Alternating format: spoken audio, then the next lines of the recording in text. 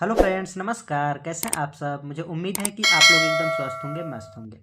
दोस्तों, आज की क्लास में हम लोग अप्लाइड मैथमेटिक्स फर्स्ट का जो एग्जामिनेशन क्वेश्चन पेपर 2023 था उसका क्वेश्चन नंबर 2 हम लोग सॉल्व करेंगे। ठीक है, तो क्वेश्चन नंबर 1 हमने फर्स्ट पार्ट में कराया था। अगर आपने फर्स्ट पार्ट नहीं देखा है तो हमने डिस्क्रिप्शन में लिंक दे रखा है, आप वहाँ से जा करके पहले फर्स्ट पार्ट को देख लीजिएगा। ठीक है, चलिए आज की क्लास को हम लोग शुरू करते हैं। आज हम लोग देखेंगे क्वेश्चन नंबर 2। तो दोस्तों, क्वेश्चन नंबर 2 में कुल मिला के आपको 7 पार्ट दिए गए हैं। ठीक है, प्रत्येक पार्ट आपका 2 नंबर का है। एग्जाम में आपको किन्हीं 5 पार्टों को सॉल्व करना होता है। ठीक है, इस तरीके से आपका क्वेश्चन नंबर 2 टोटल 10 नंबर का बन जाता है। ठीक है, तो मैं आपको यहाँ पर क्वेश्चन नंबर 2 के सभी 7 पार्टों को सॉल्व करके बताऊंगा। ठीक है, तो चलिए बिना किसी देरी के आज की क्लास को शुरू करते हैं और देखते हैं क्वेश्चन नंबर 2 का फर्स्ट पार्ट। तो क्वेश्चन नंबर 2 में हमें दिया गया है किन्हीं 5 खंडों को हल कीजिए। ठीक है, बट हम यहाँ पे आपको सभी 7 पार्टों को हल करके बताएंगे। तो फर्स्ट पार्ट में यहाँ पे दिया गया है श्रेणी 3 + 4 + 8 + 9 + 13 + 17 + 18 + 19 + डॉट डॉट डॉट कहाँ तक के 20 पदों तक का हमें योग बताना है। ठीक है, ये जो हमें सीरीज दी गई है इसके हमें 20 पदों तक का योग बताना है। तो योग निकालने के लिए हम सबसे पहले क्या करते हैं, सबसे पहले अगर श्रेणी नहीं दी गई है, कौन सी श्रेणी है ये अगर सीधे सीधे नहीं बोला गया है तो हम पहले श्रेणी पता करते हैं। ये गुणोत्तर श्रेणी है या समांतर श्रेणी है, ये हम पता करते हैं। ठीक है, अब हम ये कैसे पता करते हैं कि समांतर श्रेणी या गुणोत्तर श्रेणी है? तो अगर समांतर श्रेणी हमारी तब होती है जब सार्वंतर हमारा बराबर होता है। ठीक है, तो सार्वंतर चेक करते हैं हम। तो द्वितीय पद माइनस प्रथम पद करेंगे, जो आएगा सेम आंसर हमारा तृतीय पद माइनस द्वितीय पद के बराबर होना चाहिए। ठीक है, T2 - T1 बराबर T3 - T2। ठीक है, ये दोनों अगर आपस में बराबर होंगे तो दी गई श्रेणी हमारी समांतर श्रेणी में होगी। अगर नहीं होंगे तो हम चेक करेंगे कि क्या ये गुणोत्तर श्रेणी है। तो ठीक है, तो सबसे पहले हम यहाँ पर चेक करते हैं कि ये समांतर श्रेणी है या नहीं। तो ऐसे ही चेक कर लेते हैं हम वर्बली। तो 4 में से अगर हम 3 घटाएंगे तो मिलेगा 1। ठीक है, और अगर हम 8 में से 4 घटाएंगे तो मिलेगा हमें 4। यहाँ पर मिला हमें 1 बट यहाँ पर मिला हमें 4। ठीक है, तो अगर समांतर श्रेणी होता तो यहाँ पर बराबर, अगर बराबर आता तो ये समांतर श्रेणी होता, लेकिन अगर बराबर नहीं आया है तो हमारा ये समांतर श्रेणी ऐसे तो नहीं है। ठीक है, बट अब हम चेक करते हैं कि क्या ये गुणोत्तर श्रेणी है। गुणोत्तर श्रेणी के लिए हमारा क्या होता है कि सार्वनुपात हमारा बराबर होना चाहिए। ठीक, तो द्वितीय पद बटे प्रथम पद बराबर तृतीय पद बटे द्वितीय पद। ठीक है, ये दोनों अगर आपस में बराबर आ जाएंगे तो हमारी दी गई श्रेणी गुणोत्तर श्रेणी होगी। अगर बराबर नहीं आए तो दी गई श्रेणी गुणोत्तर श्रेणी नहीं हो सकती। ठीक है, तो यहाँ पर चेक करते हैं 4/3 करेंगे तो 4/3। ठीक है, और अगर हम 8/4 करेंगे तो आएगा हमारा 2। ठीक है, यहाँ पर आया 4/3 और यहाँ पर आया 2। तो ये हमारा गुणोत्तर श्रेणी वाला भी कॉन्सेप्ट नहीं लग रहा है, तो हम कैसे सॉल्व करेंगे? अब देखिए, अब हमारे पास एक यहाँ पर तरीका है। क्या कर सकते हैं कि 2 लगातार पदों को हम जोड़ देते हैं। ठीक, तो इसको इसमें जोड़ेंगे, इसमें इसको जोड़ेंगे, फिर 14 को 13 में जोड़ेंगे, जो भी आएगा एक हमारा श्रेणी बनते जाएगा। ठीक है, चलिए ये भी हम करके देख लेते हैं। तो यहाँ से हम लिखेंगे श्रेणी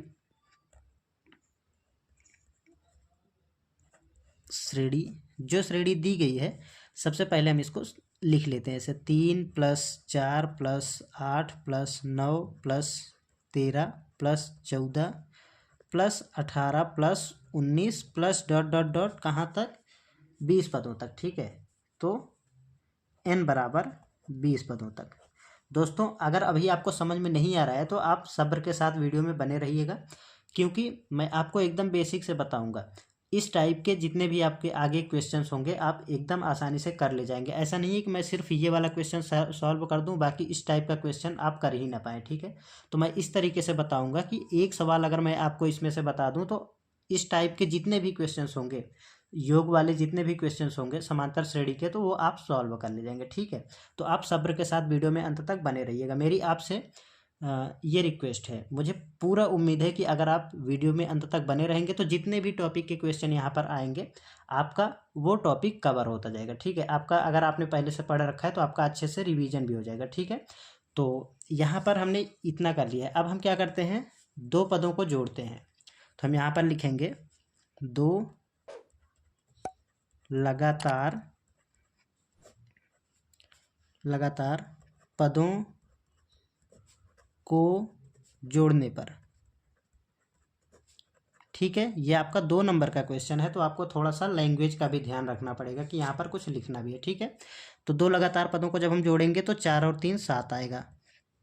फिर इन दोनों को जब जोड़ेंगे तो ये हो जाएगा हमारा 17, और इन दोनों को जब हम ऐड करेंगे तो ये हो जाएगा 27, और इसी तरीके से इन दोनों को जब हम जोड़ेंगे तो 8 और 4 सॉरी इन दोनों को ऐड करेंगे तो यहाँ पर 9 और 8 17 होगा, और 2 और 1 3 37 होगा, प्लस डॉट डॉट डॉट इसी तरीके से कहाँ तक। अब देखिए, अब यहाँ पर n बराबर कितने नंबर थे, n बराबर 20 पदों तक का हमें योग बताना था। बट यहाँ पर हमने अब जब दो पदों को जोड़ दिया है, दो लगातार पदों को जोड़ा है, तो हमें एक पद मिला है। ठीक है, तब यहाँ पर पद कितने हो जाएंगे, n बराबर 10 हो जाएगा। ठीक है, 10 ही तो पद बचेंगे, क्योंकि हमने दो लगातार पदों को एक कर दिया है तो 10 पद बचेंगे। तो इस तरीके से अब यहाँ पर हमारा ये बन गया है। अब हम एक बार फिर से इसे चेक करते हैं क्या ये समांतर श्रेणी बना। तो अब अगर हम देखेंगे तो 17 माइनस 7 करेंगे तो मिलेगा 10, 27 माइनस 17 करेंगे तो फिर से मिलेगा 10, और 37 माइनस 27 करेंगे तो फिर से मिलेगा 10। इस तरीके से अब आपका जो सार्व अंतर है वो बराबर आ रहा है। ठीक है, तो अब हमारा ये एक समांतर श्रेणी बन गया। तो हम यहाँ पर अब लिख देंगे इन AP। ठीक, अब ये हमारा एक समांतर श्रेणी बन गया है। तो अब हम यहाँ पर समांतर श्रेणी वाला फॉर्मूला लगाएंगे और इसको हम सॉल्व करके इसका योग निकाल लेंगे। तो सबसे पहले यहाँ पे समांतर श्रेणी का जो फॉर्मूला होता है वो होता है हमारा, क्या होता है फॉर्मूला, SN बराबर N/2 2A plus N-1 into D। ठीक है, ये फॉर्मूला होता है, हमने समांतर श्रेणी में आपको पढ़ाया भी है। ठीक है, अब इसमें n क्या होता है, नंबर ऑफ टर्म्स होता है, a क्या होता है, प्रथम पद होता है, और n यहाँ पर तो हमने बता ही दिया नंबर ऑफ टर्म्स, और d होता है हमारा कॉमन डिफरेंस। ठीक है, सार्व अंतर। तो यहाँ से मान निकाल लेते हैं। a बराबर क्या मिल जाएगा, a बराबर मिल जाएगा हमारा प्रथम पद 7, एंड यहाँ पर मिल जाएगा हमारा n बराबर ये वाला मान 10। पहले 20 था, जब हमने दो लगातार पदों को ऐड किया है तो ये 2 से भाग हो गया, अर्थात हमें 10 मिल गया। ठीक, और डी कितना मिलेगा, डी बराबर मिल जाएगा हमारा 17 माइनस 7 अर्थात 10। ठीक, इतना मिल गया है। अब देखिए, अब हम इस फॉर्मूले में यहाँ पर रख लेंगे, तो यहाँ पर हो जाएगा S, नंबर ऑफ टर्म्स कितने हैं 10, तो यहाँ पर n के स्थान पर 10 आ जाएगा, बराबर 10/2 2 इंटू 7 प्लस 10-1 इंटू डी के स्थान पर यहाँ पर है 10। ठीक है, इतना हो गया। अब आप इसको सॉल्व कर लेंगे तो आपका योगफल मिल जाएगा। तो S10 इज इक्वल टू 5, और यहाँ से क्या मिल जाएगा, 2 इंटू 4 14 प्लस यहाँ पर 10-1 9 और इंटू 10। ठीक है, देन यहाँ से आप जब इसको सॉल्व कर लेंगे तो ये हो जाएगा S10 बराबर 5, और ये हो जाएगा 14 प्लस 90। देन यहाँ से मिल जाएगा हमारा S10 is equal to 5 into 104। ठीक है, इतना हो गया। जब आप इसको गुणा करेंगे तो यहाँ पर S10 फाइनली मिल जाएगा हमारा 5 चौका 20, और यहाँ से 0 और 2, यहाँ से मिल जाएगा हमारा 5 एकम 5, 520 यहाँ पर हो जाएगा हमारा आंसर। ठीक है, ये आपका एक परम सत्य आंसर है। ठीक है, इस तरीके से आपका ये 2 नंबर का क्वेश्चन बनके तैयार हो गया। चलिए नेक्स्ट क्वेश्चन को सॉल्व करते हैं, देखते हैं इसका सेकंड पार्ट। सेकंड में दिया गया है, यदि a बार एक सदिश है, ठीक है, तो a bar dot i into I plus a bar dot j into J plus a bar dot k into K बराबर a बार। ठीक है, a वेक्टर, ये हमें प्रूफ करना है। तो क्या करेंगे, जब भी आपको इस टाइप का क्वेश्चन मिल जाए तो आप क्या करेंगे, सबसे पहले मान लेंगे। ठीक है, क्या मानेंगे, तो लिखेंगे यहाँ पर हम माना a बार बराबर क्या मानेंगे, a1 i। ठीक है, ये आई है, plus a2 j plus a3 k। इस तरीके से आप लेट कर लेंगे। ठीक है, इसके बाद क्या करेंगे, इसके बाद यहाँ पर अब हम वैल्यू रखते हैं। कहाँ से रखेंगे? तो ए वेक्टर ए इंटू आई निकाल लेंगे सबसे पहले। तो यहाँ पर मिल जाएगा हमारा, देखिए यहाँ पर हम इसका मान रखते हैं, हम यहाँ से इस क्वांटिटी का मान निकालेंगे, ठीक है। इसका मान निकालेंगे और इसका मान निकालेंगे और इसका मान निकालेंगे और फिर ऐड कर देंगे। अगर ए बार के वेक्टर ए के बराबर अगर आ जाता है तो हमारा प्रूफ हो जाएगा, ठीक है। तो यहाँ से हमारा इसका वैल्यू रखेंगे, ये हमारा यहाँ से हमने जो माना है ना वो रखते हैं, A1 I plus A2 J plus A3 K, ठीक, इंटू ये वाला I। देन यहाँ पर हो जाएगा हमारा, अब देखिए अब यहाँ से इसको जब हम सॉल्व करेंगे तो कितना मिलेगा, इसका मल्टीप्लिकेशन इसमें होगा A1 I इंटू I, ठीक है, ये नॉट के I है ये, प्लस फिर इसका गुणा इसमें करेंगे तो ये हो जाएगा हमारा A2 J into I। Then यहाँ पर हो जाएगा A3 K इंटू ये वाला I, ठीक है, इतना मिल गया है। अब देखिए आपको यहाँ पर आपने पढ़ा होगा कि I into J, I dot J का मान कितना होता है, 0 होता है। इसी प्रकार से आई डॉट के का मान 0 होता है। अगर दो अलग अलग ये इनका मल्टीप्लिकेशन हो रहा हो तो उनका जो वैल्यू होता है वो 0 होता है, ठीक है। देन यहाँ पर हो जाएगा हमारा इस तरीके से, यहाँ पर मिल जाएगा, क्या मिलेगा, और आई स्क्वायर का मान कितना होता है, आई स्क्वायर का मान होता है हमारा 1, ठीक है, सॉरी आई डॉट आई का मान होता है 1, आई डॉट आई का मान 1 होता है, ठीक है। देन यहाँ पर हो जाएगा हमारा, ये देखिए 1 इंटू A1 मिलेगा, प्लस यहाँ पर ये 0 हो जाएगा तो 0 इंटू ए 0 होगा, प्लस इसी तरीके से ये भी 0 हो जाएगा। देन यहाँ पर मिल जाएगा हमारा A1, ठीक है। अब निकाल लेते हैं इसी तरीके से हम इसकी वैल्यू। तो यहाँ से मिल जाएगा हमारा ए वेक्टर ए डॉट जे,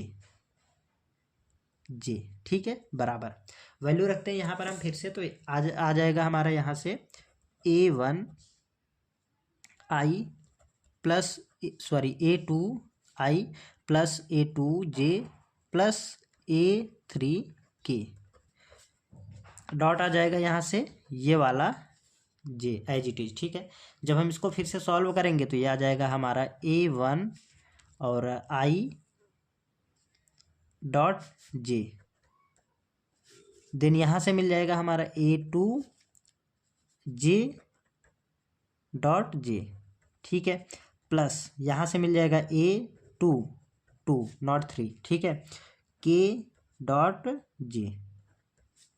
फिर से यहाँ पर हम सेम कॉन्सेप्ट लगाएंगे, यहाँ से ये हो जाएगा हमारा I into J 0 into A2, तो ये हो जाएगा पूरा 0, प्लस ये हो जाएगा हमारा A2 प्लस ये हो जाएगा हमारा 0। देन यहाँ से क्या मिल जाएगा, यहाँ से मिल जाएगा हमारा A2, ठीक है, इतना हो गया।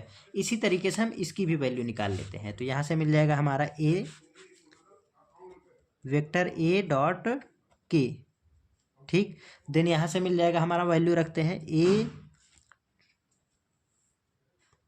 देखिए यहाँ से एक मिस्टेक हुआ है, ये क्या होगा, ये हमारा A2, ये यहाँ से आएगा हमारा A1, ठीक है, ये A1 ही होगा, ये A2 A3, A1 A2 और ये होगा A3, ठीक है, सॉरी फॉर मिस्टेक, आप करेक्ट कर लीजिएगा।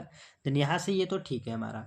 इसी तरीके से ये हमारा A1 और हम क्या निकाल रहे हैं, K, तो I dot K plus A2 J dot K plus A3 K dot K, इतना हो गया।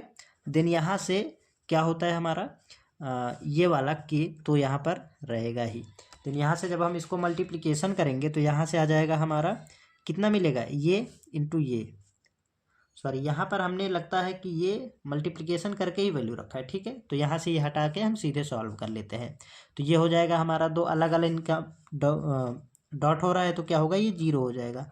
देन यहाँ से भी J इंटू के 0 प्लस यहाँ पर k इंटू के 1 इंटू A3, तो ये हो जाएगा A3। ठीक है, तो यहाँ से फाइनली मिल जाएगा हमारा A3। अब हमें क्या करना है, हमें प्रूफ करना है।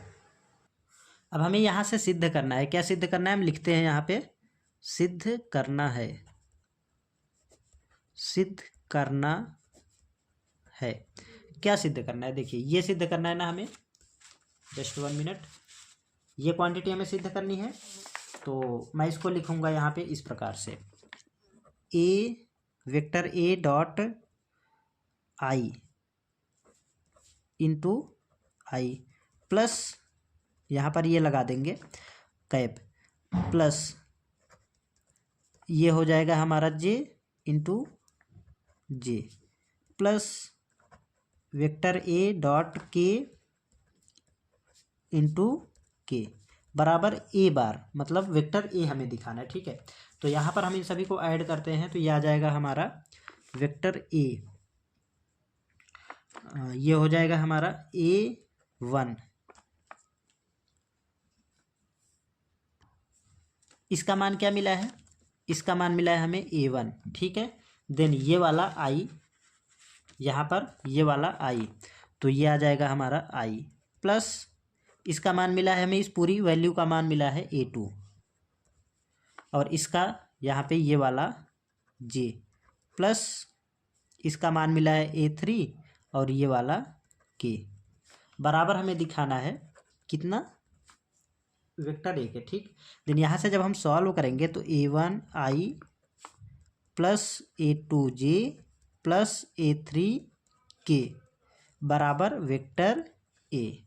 ठीक है, अब अगर हम देखेंगे तो यही तो हमने माना था। यहाँ पर देखिए, हमने इसी को तो वेक्टर ए के बराबर माना था। वेक्टर ए के बराबर हमने क्या माना था, A1I plus A2J plus A3K, तो यही तो आ गया हमारा। तो ये हो जाएगा हमारा वेक्टर ए बराबर ये वाला वेक्टर ए दिया ही गया। ठीक है, तो इस तरीके से हमारा left hand side and right hand side दोनों इक्वल हो गए। तो हम यहाँ पर लिखेंगे हेंस प्रूव। ठीक है, अगर आपको अच्छे से कहीं कोई भी पॉइंट नहीं समझ में आया है तो आप क्या करेंगे कि दोबारा देखेंगे वीडियो को। ठीक है, अगर फिर भी नहीं समझ में आता है तो आप कमेंट में पूछ लीजिएगा। ठीक है, मुझे उम्मीद है कि आपको एकदम अच्छे से क्लियर हो गया होगा। ठीक, चलिए नेक्स्ट क्वेश्चन सॉल्व करते हैं, इसका थर्ड पार्ट में दिया गया है 6 into i to the power 74 plus 4 upon i to the power 172 whole to the power 8 का मान क्या होगा। ठीक है, इसका हमें मान बताना है। तो क्या करेंगे, यहाँ पर ये आसान सा क्वेश्चन है। अगर आपने थोड़ा सा भी पढ़ा होगा कॉम्प्लेक्स नंबर तो आप इजली इसे कर पाएंगे। ठीक है, तो चलिए देखिए कैसे सॉल्व होगा। सबसे पहले यहाँ पर जो दिया गया है उसको लिख लेते हैं। 6i टू दी पावर 74 है तो 74 लिखेंगे, plus 4/i to the power 172 whole to the power 8 है। ठीक है, इतना लिख लिया है। अब देखिए, अब हम इसको तोड़ेंगे, पावर को अब हम स्क्वायर के रूप में कन्वर्ट कर लेंगे। ठीक है, क्यों कन्वर्ट करेंगे, क्योंकि आई स्क्वायर का मान होता है हमारा -1। ठीक है, तो हम आई स्क्वायर के रूप में कन्वर्ट कर लेंगे, उसके स्थान पर -1 रख देंगे, देन वहाँ पर क्या आएगा वो हम देख लेंगे। ठीक है, तो इस तरीके से यहाँ पर हम कैसे लिखेंगे, 6 को एज इट इज लिखेंगे और पावर को ब्रेक करके लिखेंगे। तो 74 को अगर हम 2 से भाग करेंगे तो 37 आएगा। ठीक है, तो हम यहाँ पर लिख देंगे आई टू द पावर 2 इंटू 37। ठीक है, तो 74 को हमने 2 इंटू 37 लिख दिया है, प्लस 4 अपॉन यहाँ पर आई का स्क्वायर करेंगे और यहाँ पर 172 को ब्रेक करके लिखेंगे। 2 में ब्रेक किया हमने तो ये आ जाएगा हमारा 87। ठीक है, तो हमने 172 को इस तरीके से 87 गुणा 2 के रूप में लिख दिया है। होल टू द पावर 8 है तो होल टू द पावर 8 लिखेंगे। देन यहाँ पर 87 नहीं होगा। ठीक है, यहाँ पर देखिए 72 है, 172 तो ये हो जाएगा 86 होगा, सॉरी फॉर मिस्टेक, 186 नहीं 86, ओनली 86। ठीक है, तो इतना हो गया है। अब यहाँ पर हम -1 रखेंगे और यहाँ पर -1 रखेंगे, देन यहाँ से आ जाएगा हमारा 6 into -1 whole to the power 37 plus 4 into -1 whole to the power 86।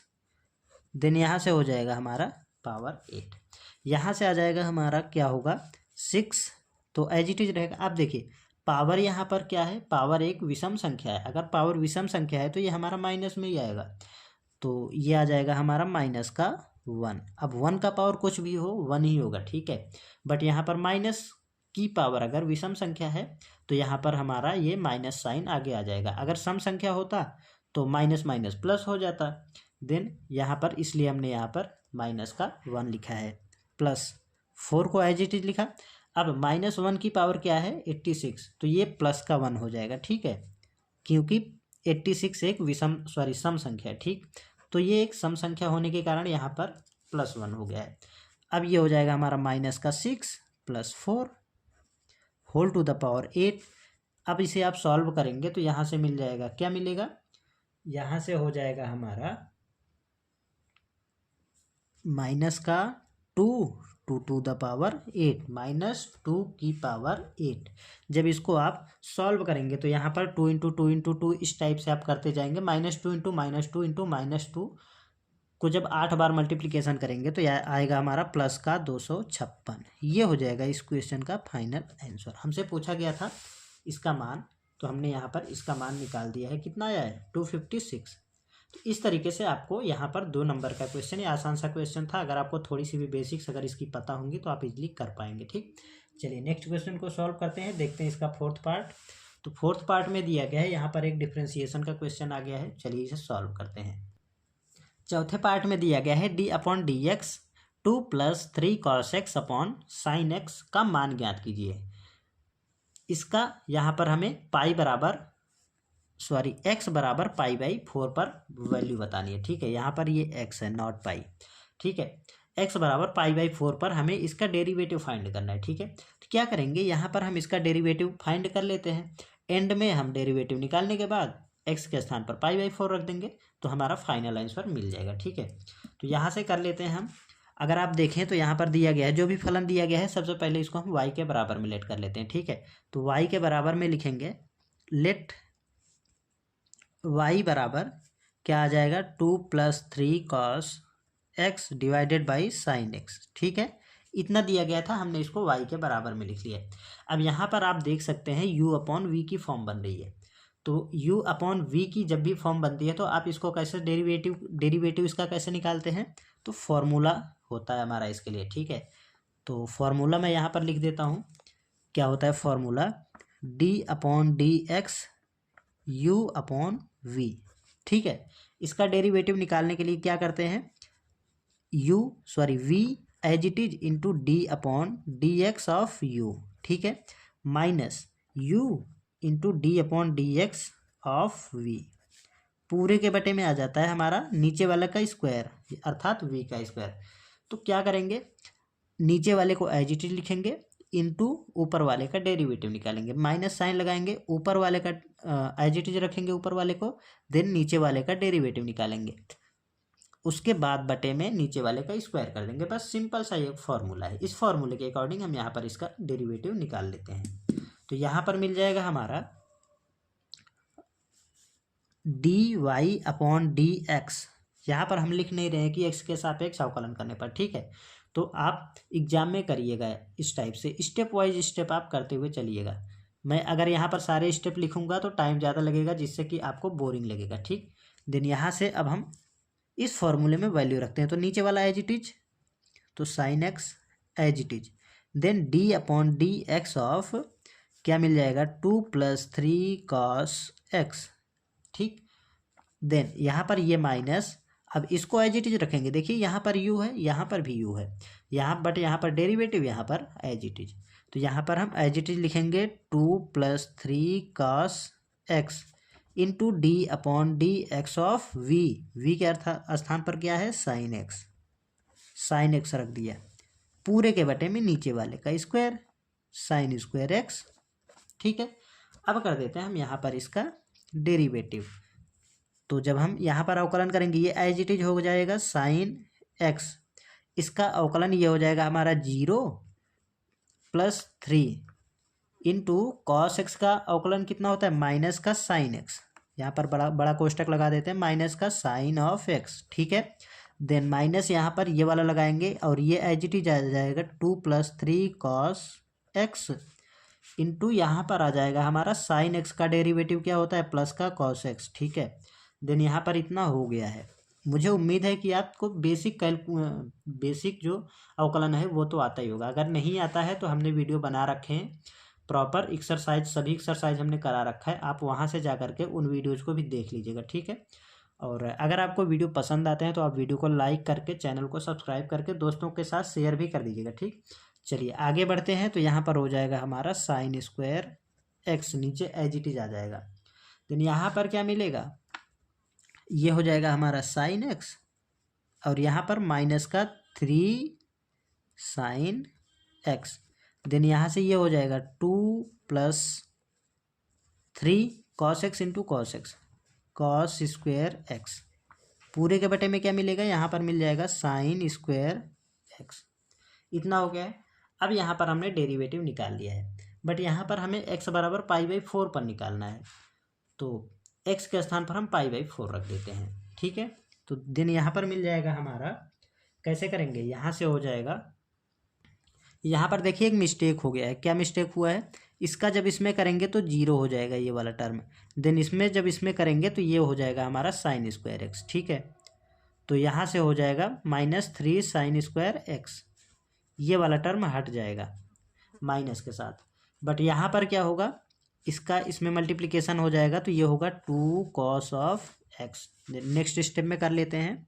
तो यहाँ पर हो जाएगा हमारा -3 साइन स्क्वायर एक्स और यहाँ पर हो जाएगा हमारा -2 और cos एक्स, और इसका इसमें मल्टीप्लिकेशन हो जाएगा तो ये हो जाएगा 3 cos स्क्वायर एक्स बटे साइन स्क्वायर एक्स। यहाँ पर थोड़ा सा मिस्टेक हो गया था, तो अब हम यहाँ पर करेंगे इसको आगे सॉल्व। अब हम यहाँ पर वैल्यू रखते हैं, तो देन यहाँ पर x बराबर रखेंगे हम π/4, तो sine square π/4 -2 cos π/4 then +3 cos square π/4।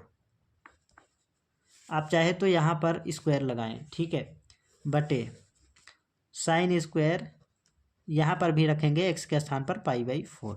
अब हम इसको सॉल्व करेंगे, इसको सॉल्व कर लेंगे, जो मान आएगा वही हमारा इस क्वेश्चन का आंसर होगा, ठीक है। देन यहाँ पर ये हो जाएगा हमारा, नेक्स्ट पेज से सॉल्व करते हैं, बराबर -3 π/4, साइन π/4 का मान कितना होता है, तो साइन π/4 का मान होता है 1/√2, ठीक है। तो 1/√2 का स्क्वायर, देन यहाँ पर -2 cos π/4 का मान भी 1/√2 ही होता है, और यहाँ पर हो जाएगा, सॉरी cos नहीं रहेगा, +3 cos π/4 का मान 1/√2, स्क्वायर है तो स्क्वायर लग जाएगा, और पूरे के बटे में साइन π/4 का मान 1/√2 का स्क्वायर, ठीक है। इतना हो गया है। अब हम इसको सॉल्व कर लेते हैं। देन यहाँ से मिल जाएगा हमारा -3 इंटू 1/2 -2/2 प्लस 3/2, पूरे के बटे में आ जाएगा हमारा 1/2। इतना हो गया है। अब देखिए ये हमारा कैंसिल आउट हो जाएगा, यहाँ से मिलेगा 1, देन यहाँ पर मिलेगा हमारा 3/2 माइनस का -1 प्लस 3/2, पूरे के बटे में 1/2। यहाँ से इसको आप अपने अकॉर्डिंग भी सॉल्व कर सकते हैं, ठीक है। यहाँ से हम एलसीएम लेंगे तो ये हो जाएगा हमारा -3 -2 प्लस 3 बटे कितना हो जाएगा, बटे हो जाएगा हमारा 2, पूरे के बटे में आ जाएगा 1/2। तो ये ऊपर हो जाएगा हमारा -3 -2 प्लस 3, पूरे के बटे में आ जाएगा 2 इंटू 2/1। देन यहाँ से ये हमारा कैंसिल आउट हो जाएगा, और यहाँ पर मिल जाएगा, सॉरी फॉर मिस्टेक, कुछ तो गड़बड़ हुआ है। यहाँ पर देखिए हमने 2 लिया है ना, और यहाँ पर ये √2 का स्क्वायर नहीं था, तो यहाँ पर √2 आएगा, ठीक है। देन यहाँ पर भी आ जाएगा हमारा, यहाँ से फिर √2 रहेगा हमारा, तो यहाँ पर मिल जाएगा हमारा √2, ये वाला जो कटा नहीं है ऊपर से, मतलब हमने जब कैंसिल आउट करा है तो यहाँ से √2 बचा है। जब एलसीएम लेंगे तो यहाँ पर 2 से मल्टीप्लिकेशन हो जाएगा, तो 2√2 हो जाएगा। ठीक है, तो यहाँ पर आप करेक्ट कर लीजिएगा। अगेन फिर से सॉरी फॉर मिस्टेक, यहाँ पर हो जाएगा हमारा 2√2। ठीक है, फाइनली यहाँ से मिल जाएगा हमारा, ये दोनों प्लस और माइनस के हैं। यहाँ पर देखिए एक मिस्टेक और हुआ था, क्या हुआ था, जब यहाँ से इस माइनस का यहाँ पर अंदर मल्टीप्लिकेशन होगा तो यहाँ पर भी ये माइनस हो जाएगा। ठीक है, ये माइनस में आएगा और ये भी माइनस में आएगा। इस तरीके से हमारा ये भी माइनस में होगा और ये माइनस में आएगा। इसी तरीके से ये भी माइनस में होगा। ठीक है, ये भी माइनस में आएगा और यहाँ पर ये भी माइनस में आएगा। देन यहाँ पर अब जब इसको सॉल्व करेंगे तो ये माइनस माइनस दोनों जुड़ जाएंगे, तो माइनस का 6 माइनस 2√2 ये हो जाएगा इस क्वेश्चन का फाइनल आंसर। तो यहाँ पर थोड़ा सा यहाँ से थोड़ा मिस्टेक हुआ था, आप प्लीज़ करेक्ट कर लीजिएगा, सॉरी फॉर मिस्टेक।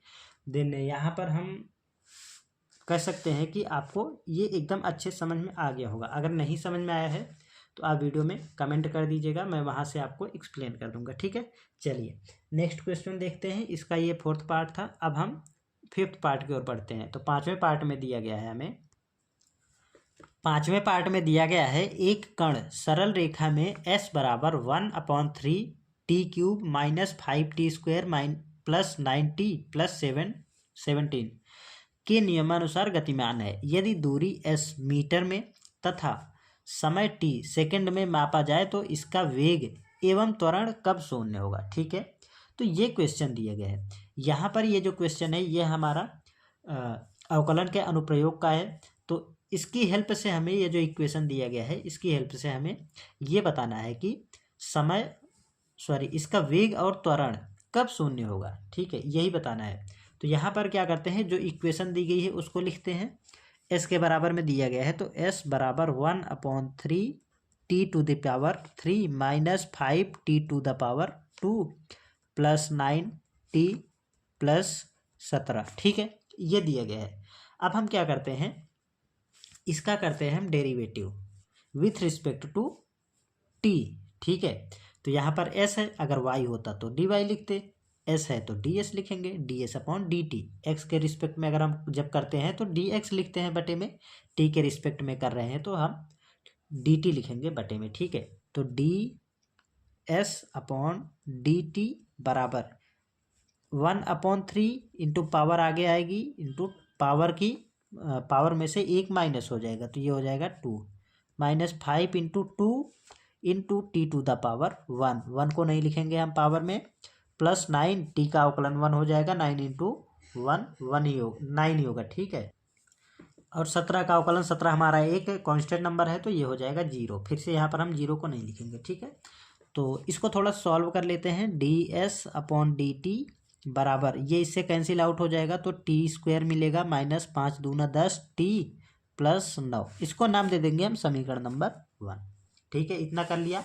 आपको अवकलन करना एकदम अच्छे से आता है, अगर नहीं आता है तो हमने वीडियो बना रखे हैं, आप वहाँ से जा करके अच्छे से सीख सकते हैं। ठीक है, अब देखिए, अब हम क्या करते हैं, यहाँ पर हमने अभी एक बार अवकलन किया है। अब हम अगेन इसका अवकलन कर देते हैं विथ रिस्पेक्ट टू t। ठीक है, तो एक बार करा तो यहाँ पर पावर में 1 होती है, 2 बार करेंगे तो यहाँ पर स्क्वायर लग जाएगा, तो d² s/dt² बराबर, फिर से यहाँ पावर आगे आ जाएगी और t की पावर में से एक 1 माइनस होगा, मतलब 1 माइनस होगा, माइनस 10 t हमारा 1 हो जाएगा, 10 इंटू 1 ही मिलेगा, 10 ही मिलेगा, प्लस यहाँ पर मिल जाएगा हमारा 0। इसको नाम दे देंगे हम समीकरण नंबर 2। इस तरीके से हमें समीकरण नंबर 1 और 2 मिल गए हैं। अब हमें क्या बताना है, हमें बताना है वेग और त्वरण कब शून्य होगा। ठीक है, हम सबसे पहले पता करते हैं त्वरण कब शून्य होगा। ठीक है, तो यहाँ पर हम लिखेंगे त्वरण के लिए कैसे निकलेगा ये देखिए। इसके लिए हम क्या करेंगे, ये जो हमने सेकंड डेरिवेटिव निकाला है ना, उसको हम 0 के बराबर में पुट करेंगे, 0 के बराबर में रखेंगे, जो t का मान आएगा वही हमारा आंसर होगा। ठीक है, तो यहाँ से ये है हमारा d² s/dt² बराबर 0। ठीक है, अब इसका मान कितना है, 2t minus 10 is equal to 0। 2t बराबर हो जाएगा 10 एंड t बराबर हो जाएगा 5। ये हो जाएगा एक हमारा आंसर। तो त्वरण कब शून्य होगा, t बराबर 5 पर हमारा त्वरण 0 होगा। मतलब टी क्या था, टी यहाँ पर समय था, तो 5वें सेकंड में त्वरण 0 होगा। ये हमारा एक आंसर मिल गया है। अब हम निकालते हैं वेग। तो वेग के लिए क्या होगा, वेग के लिए अब हम D S upon D T को हम 0 के बराबर में रखेंगे। तो यहाँ से अर्थात हम समीकरण नंबर 1 को 0 के बराबर में रखेंगे। ठीक है, इसके बराबर हम 0 रखते हैं। तो यहाँ पर मिलेगा हमें, देखिए क्या मिलेगा, D S upon D T बराबर 0। ठीक है, अब इसका मान क्या था, तो इसका मान है T square minus 10t plus 9 बराबर 0 रखेंगे और सॉल्व कर लेंगे। अब यहाँ पर हमारा एक द्विघात समीकरण बन गया है। तो द्विघात समीकरण कैसे सॉल्व करेंगे, यहाँ पर देखिए 9 है, और सॉरी यहाँ पर -10 है और यहाँ पर 9 है। तो क्या हम 10 को कुछ इस तरीके से लिख सकते हैं, -10 को लिख सकते हैं -9 और -10, देन यहाँ पर T square minus 9t minus T plus ये वाला 9 बराबर 0। तो यहाँ से हम t कॉमन लेते हैं तो t -9 मिलेगा, और यहाँ पर -1 कॉमन लेंगे तो यहाँ से मिल जाएगा हमें t -9 बराबर 0। इतना मिल गया है। अब हम यहाँ से जब हम इसको एक साथ लिखेंगे तो t -1 इंटू टी -9 बराबर 0।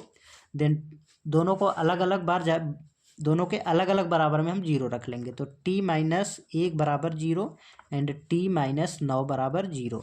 तो यहाँ से मिल जाएगा हमारा t बराबर 1 और t बराबर प्लस का 9। तो अब आप देख सकते हैं यहाँ से हमें 2 आंसर मिले हैं। तो यही हो जाएंगे आपके जो यहाँ पर क्वेश्चन दिया गया है उसके आंसर। ठीक है, तो ये आंसर होगा और ये वाला आंसर हो जाएगा। इस तरीके से आपका ये 2 नंबर का क्वेश्चन बन करके तैयार हो जाता है। ठीक है, मुझे नहीं लगता कि आपको इस क्वेश्चन में भी किसी प्रकार की कोई समस्या होगी। चलिए नेक्स्ट क्वेश्चन को सॉल्व करते हैं, देखते हैं इसका छठा पार्ट।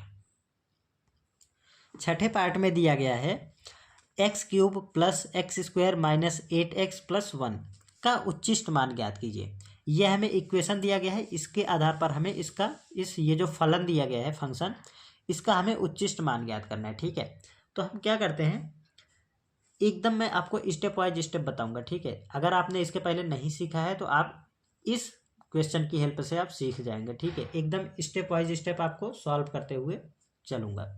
तो यहाँ पर मिलेगा, हम क्या लिखेंगे, सबसे पहले तो इसको हम y के बराबर में लेट कर लेंगे। ठीक है, तो लेट कर लेंगे हम इस इक्वेशन को y के बराबर में। तो लिखेंगे लेट y बराबर x³ plus x² minus 8x plus 1। ठीक है, यहाँ तक हमने लेट कर लिया है। इसको क्या करेंगे, समीकरण नंबर 1 लिख लेंगे। ठीक है, देन यहाँ पर हम इसको x के सापेक्ष अवकलन करेंगे। तो यहाँ पर मिल जाएगा हमारा dy अपॉन dx बराबर 3x² प्लस 2x माइनस 8। एक बार हमने इस समीकरण का जो डिफ्रेंसिएशन है वो किया तो हमें ये मिल गया है। तो इसको नाम दे देंगे हम समीकरण नंबर 2। ठीक है, अब क्या करेंगे, अगेन हम इसका x के रिस्पेक्ट में डेरिवेटिव निकालेंगे। तो ये हो जाएगा हमारा d² अपॉन dx² बराबर, ये आ जाएगा हमारा इसके साथ मल्टीप्लिकेशन में, तो 6x प्लस 2, ये हो जाएगा हमारा 0 क्योंकि कांस्टेंट नंबर है। ठीक है, तो इसको नाम दे देंगे हम समीकरण नंबर 3। अब हम क्या करेंगे, यहाँ से अब हम x का मान निकालेंगे। ठीक है, तो इसके बराबर में अब हम 0 रखेंगे। लिखेंगे हम यहाँ पर समीकरण 2 से, तो इसके बराबर हम 0 लिखेंगे, dy अपॉन dx बराबर 0। ठीक है, तो यहाँ से आ जाएगा हमारा, ये हो जाएगा 3x² प्लस 2x माइनस 8 बराबर 0। अब यहाँ पर हम देख सकते हैं यहाँ पे एक द्विघात समीकरण बन रहा है।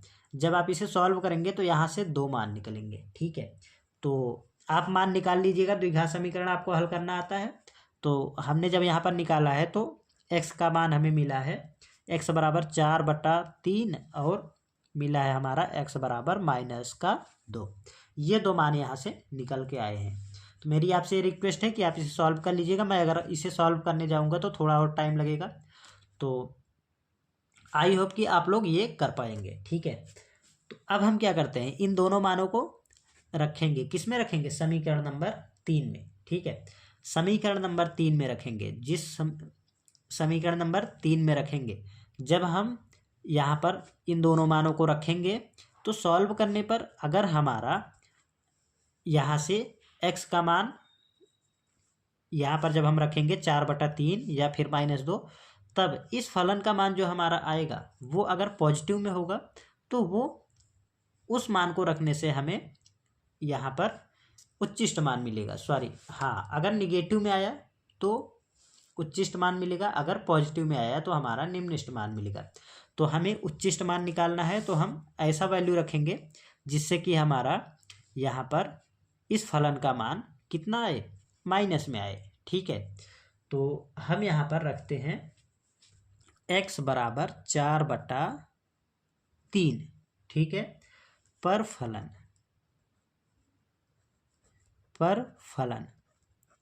इतना लिख लेंगे। इस तरीके से आप करते हुए जाएंगे तो यहाँ पर रखेंगे d²y/dx²। यहाँ पर हो जाएगा 6 × 4/3 + 2। इसको जब हम सॉल्व करेंगे तो यहाँ से आ जाएगा 3 दूना 6, तो 2 बार कटा, और 4 दूनी 8 + 2, तो ये हो जाएगा हमारा d²y/dx² बराबर कितना मिला है, बराबर मिला है हमारा 10, जो कि एक पॉजिटिव नंबर है। तो हम यहाँ पर लिखेंगे धनात्मक संख्या या धनात्मक मान आप लिख सकते हैं। ठीक है, इतना लिख लेंगे। अब हम क्या करेंगे, अतः x बराबर 4/3 पर फलन यहाँ पर धनात्मक मान आया है तो निम्निष्ट होगा। ठीक है, फलन निम्निष्ट होगा। इस तरीके से हमने लिख दिया है। अब हमें उच्चिष्ट मान निकालना है, तो उच्चिष्ट मान निकालने के लिए हमें क्या करते हैं, अभी हमने ये वाला मान रखा था, अब हम ये वाला मान रखते हैं। तो फिर से हम यहाँ लिखेंगे समीकरण 3 से लिखें, या फिर आप सीधे लिख सकते हैं x बराबर -2 रखने पर। ठीक है, रखते हैं यहाँ पर मान, समीकरण नंबर 3 में रखेंगे d²y/dx²। देन यहाँ से आ जाएगा हमारा 6 × -2 + 2। ठीक है, तो यहाँ पर आ जाएगा हमारा -12 + 2।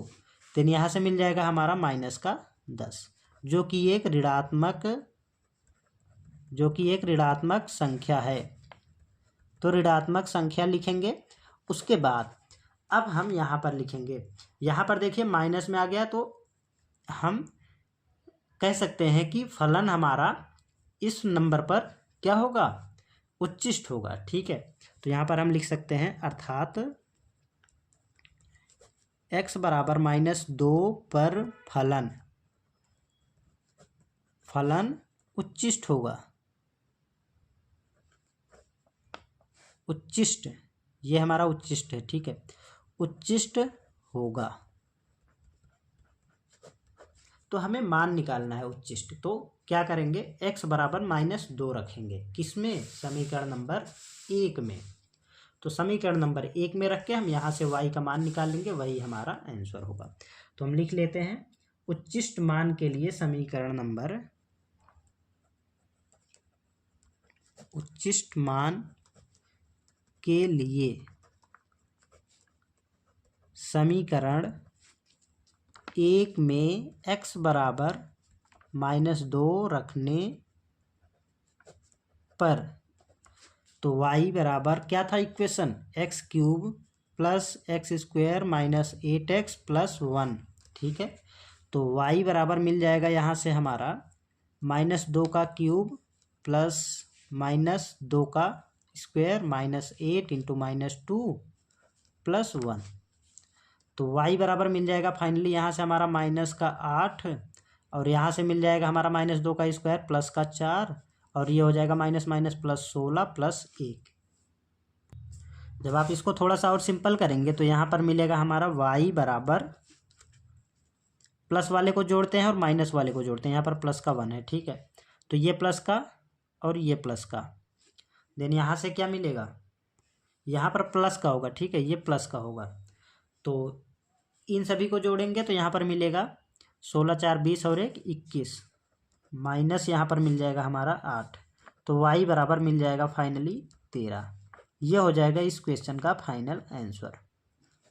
तो उच्चिष्ट हमसे पूछा गया था, हमने यहाँ से उच्चिष्ट मान निकाल दिया है। तो मुझे नहीं लगता कि आपको इस क्वेश्चन में भी किसी प्रकार की कोई समस्या होगी। दोस्तों अगर आपको ये क्वेश्चंस अच्छे समझ में आ रहे हैं तो आप वीडियो को लाइक करके चैनल को सब्सक्राइब कर लीजिएगा। और दोस्तों अगर अभी तक आपने हमारे टेलीग्राम ग्रुप को ज्वाइन नहीं किया है तो हमने डिस्क्रिप्शन में लिंक दे रखा है, आप वहाँ से ज्वाइन कर लीजिएगा, जिससे कि आपको ये जो हम यहाँ पर पढ़ा रहे हैं इसका हैंड रिटन नोट्स आपको मिल जाएगा, जिससे आपको रिवीजन करने में भी आसानी मिलेगी। ठीक है, तो आई होप कि आप इतना कर लेंगे। चलिए नेक्स्ट क्वेश्चन सॉल्व करते हैं इसका। अब हम बढ़ते हैं लास्ट पार्ट की ओर। तो ये था हमारा 6th पार्ट। अब हम 7th पार्ट की ओर बढ़ते हैं। तो 7वां पार्ट दिया गया है हमें। 7वें पार्ट में दिया गया है, यदि किसी त्रिभुज के कोण समांतर श्रेणी में हैं तो सिद्ध कीजिए कि b² बराबर a² plus c² minus ac। ये दिया गया है आपका क्वेश्चन नंबर 7 में। ठीक है दोस्तों, ये हमारा इस वीडियो का लास्ट क्वेश्चन है, और इसके बाद जो अगला क्वेश्चन है वो अगली क्लास में हम लोग करेंगे। ठीक है, तो आप वीडियो को अंत तक अगर देख लिए हैं तो आप वीडियो को लाइक करके जाइएगा, और मुझे उम्मीद है कि आपको ये सारे क्वेश्चंस अच्छे समझ में आ रहे होंगे। ठीक है, अगर कोई प्रॉब्लम है या जो भी है आप अपना फीडबैक कमेंट के माध्यम से ज़रूर दीजिएगा। ठीक है, चलिए इसको सॉल्व करते हैं। सबसे पहले यहाँ पर दिया गया है, यदि किसी त्रिभुज के कोण समांतर श्रेणी में है। ठीक है, इसने बोल दिया है क्वेश्चन में हमें सीधे सीधे कि त्रिभुज के कोण समांतर श्रेणी में है।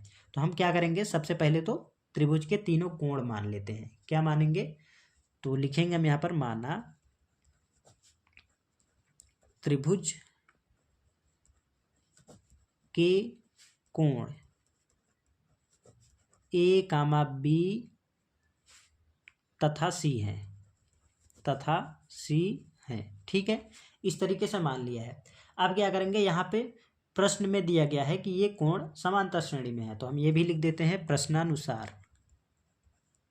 जितना क्वेश्चन में दिया गया था उतना हम लिख लेंगे। प्रश्नानुसार A, B और C कोण कह सकते हैं आप, कोण A, कोण B, कोण C समांतर श्रेणी में है।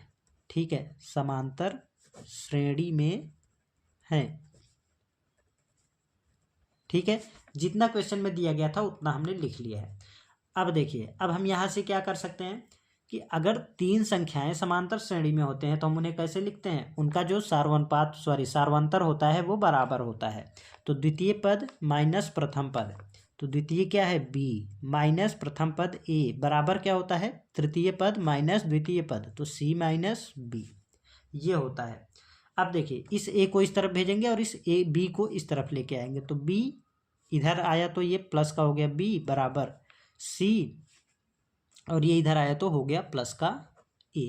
ठीक है, अब ये 2b बराबर हो गया c प्लस a, देन यहाँ से मिल जाएगा हमारा b बराबर c plus a divided by 2। इसको नाम दे देंगे हम समीकरण नंबर 1। ठीक है, समीकरण नंबर 1 यहाँ तक हमने प्राप्त कर लिया है। अब क्या होगा, यहाँ से हमें b का मान मिल गया है c प्लस a के पदों में। ठीक है, तो अब हम यहाँ पर कॉन्सेप्ट लगाएंगे। क्या कॉन्सेप्ट लगाएंगे, आपको पता होगा कि त्रिभुज के तीनों कोणों का योग 180 डिग्री होता है। ठीक है, तो यहाँ पर हम लिखेंगे, हम जानते हैं कि